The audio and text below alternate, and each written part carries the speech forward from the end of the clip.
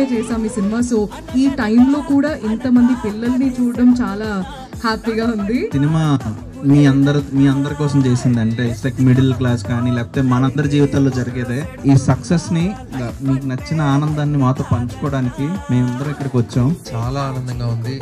మా విజయాన్ని మీతో పంచుకుంటున్నందుకు మనస్ఫూర్తిగా ఇంకొకసారి పేరు పేరున ధన్యవాదాలు మీ అందరికీ. 35